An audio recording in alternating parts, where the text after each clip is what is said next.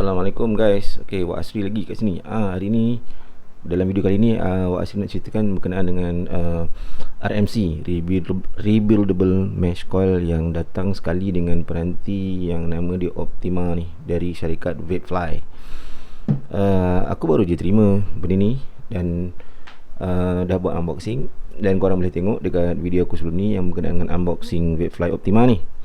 Tapi hari ni aku nak tunjuk kat korang macam mana dengan mudahnya korang boleh buat wicking sendiri, boleh buat mesh coil sendiri menggunakan peralatan yang disediakan sekali dalam kotak tu. Memang korang boleh tengok lah dekat aku punya video tu apa benda yang ada dalam kotak tu.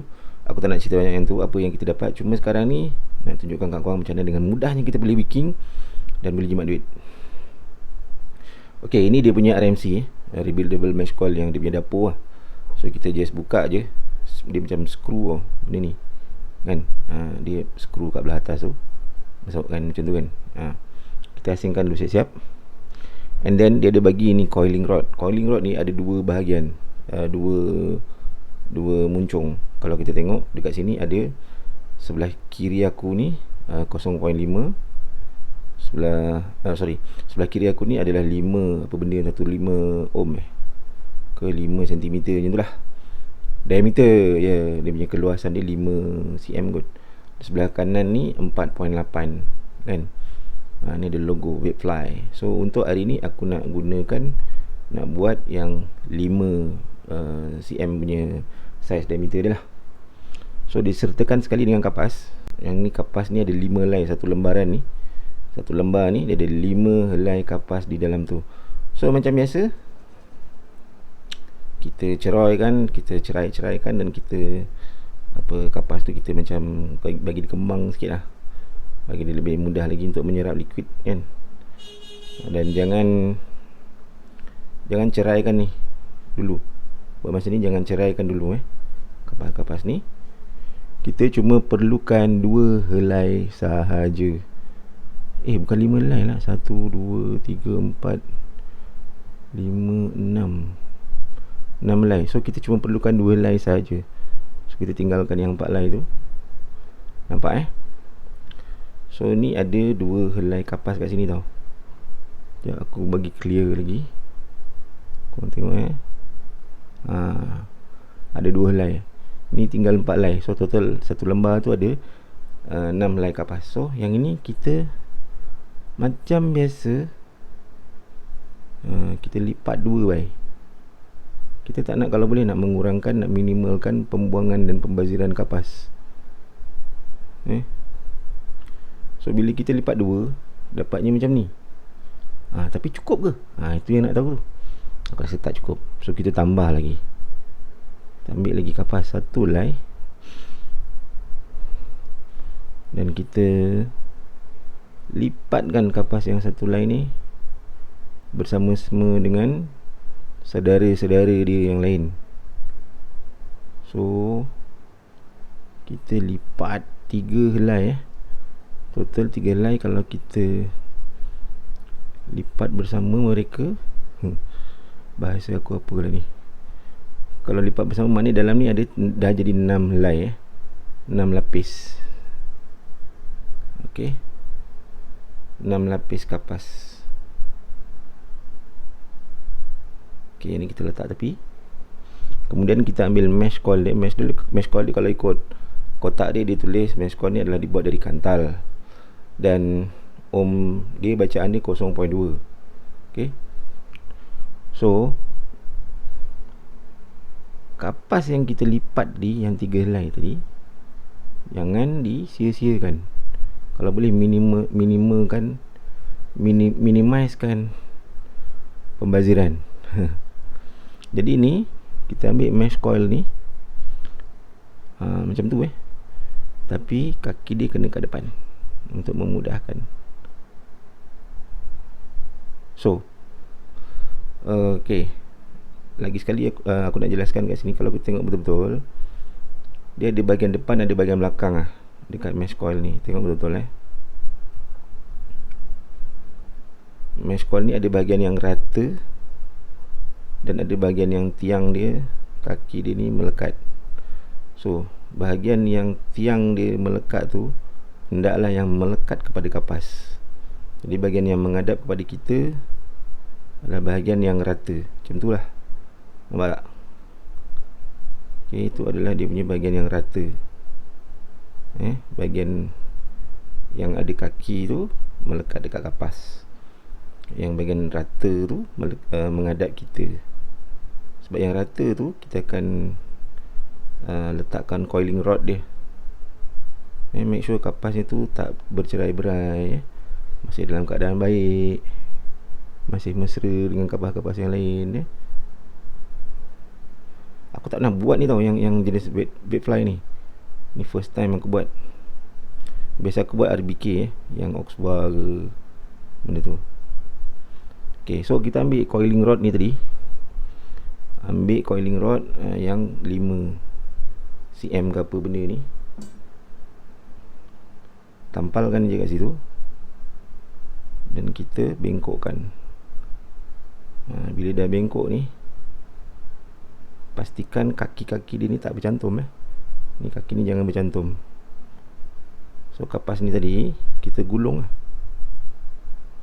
sampai habis dengan kemas. Tu kunci dia. Buat benda ni sekemas mungkin. Jangan sampai menjejeh-jejeh dan bersepah-sepah. Buat dengan sekemas mungkin. So perhatikan jika ada yang tak kemas tu, sila kemaskan. Kalau ada kapas yang terlebih, pandai-pandailah korang adjust. Kemas cantik, bersih. Macam tu lah. So jangan dikeluarkan lagi dia punya coiling rod tu. Besi yang kat tengah tu jangan keluarkan.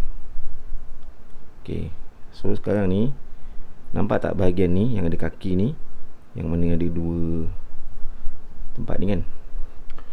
So ambil ni badan dapur ni, posisi ni, masukkan aja terus. Make sure yang ada kaki ni, bahagian yang kaki ni sama dengan masuk yang kat longkang. Dengan perlahan-lahan dan sepenuh perasaan masukkan sampai dia masuk. Macam ni guys. Bila dia dah masuk, ngam, dia macam ni. Jadi ni kaki ni tadi, ambil satu yang panjang ni, letakkan dekat longkang dia. Dia memang ada disediakan longkang dia. Jangan risau, yang ni pun ada tugasan dia nanti. Okay, jadi kalau kita tengok ada lebihan-lebihan kapas tu, kita pusing-pusing dulu. Okay, kapas ni mesti ada lebih-lebihan. Okay, tak apa, biarkan dulu. And then kita ambil insulator, penebat. Okay, penebat ni masukkan je. Sebab satu kaki kita dah lekatkan dekat body, dan memang ada longkang, ada ruang dia untuk dia memang masuk kat situ. Dekat insulator ni, nampak tak? Ada ruang juga kan. So yang itu kita masukkan di tempat yang dawai ataupun kaki yang kita bengkokkan tadi. Dan kita adjust lah, kasi dia masuk.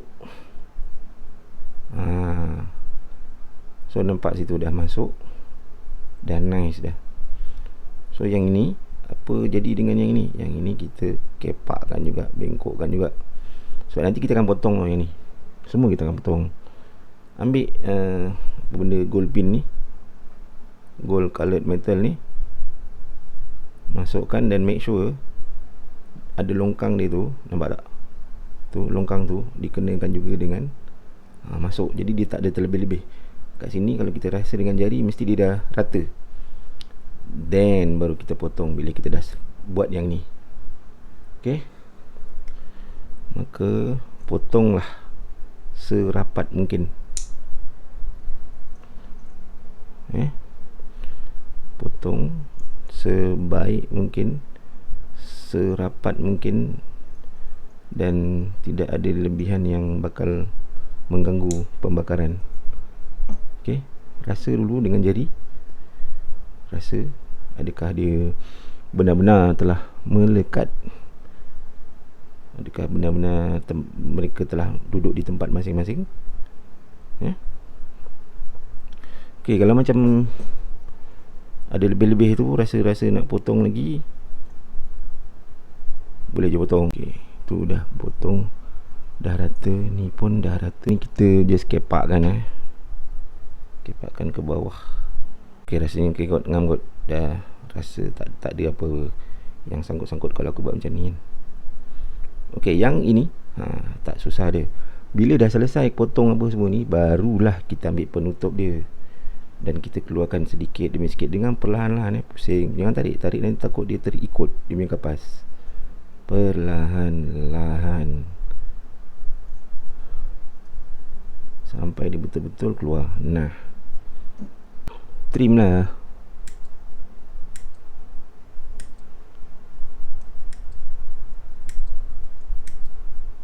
Trim sebaik mungkin lah, jangan ada yang lebih-lebih.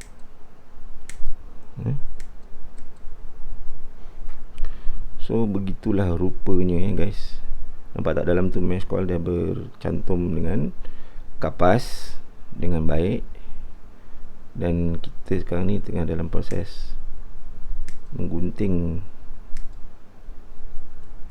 segala lebihan-lebihan kapas untuk supaya proses penyerapan liquid nanti dapat dijalankan dengan jayanya oleh kapas-kapas ni. Betul tak? So tu dia mesh coil, kaki dalam tak bercantum, nampak? Dan next kita tinggal tutup dia punya penutup. Dah guys, siap. Yang ni masukkan dekat Baitfly Optima punya cartridge yang untuk RMC. Jangan ambil cartridge yang satu lagi. Tinggal tekan je. Nak cabut pun senang sebab dia dah ada stopper. Ada getah-getah. Okay, masuk. Betul-betul rapat masuk. So itulah tadi RMC, Rebuildable Mesh Coil, yang hanya boleh didapati pada ketika ini, yang beli siap ada dalam kotak dan boleh pakai dekat alat peranti. Nama dia Optima Pod Mod oleh Baitfly.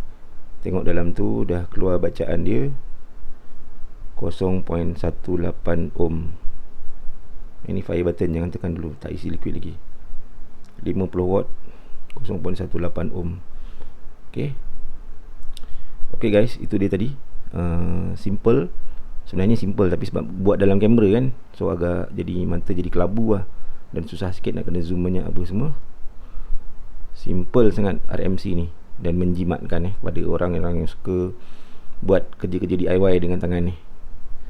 Okay, aku akan test dulu Optima ni, Baitfly Optima ni beberapa hari, dan nanti aku akan ceritakan dalam review penuh aku. Alright, terima kasih guys kerana menonton. Assalamualaikum. Wa asri sini. Ciao.